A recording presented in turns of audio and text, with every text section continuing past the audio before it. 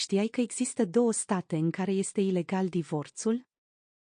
Primul este statul Vaticanului. Era de imaginat.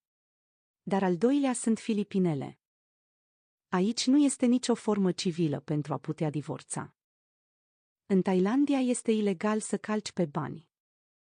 În Grecia, poliția este autorizată să aresteze pe oricine este bănuit de a avea SIDA și să-l oblige să efectueze testul de pozitivitate, pentru că vorba de un risc enorm pentru sănătatea publică. În Dubai, sexul în afara căsătoriei este ilegal și poate duce la pedepse de arest cu durată de până la 1 an.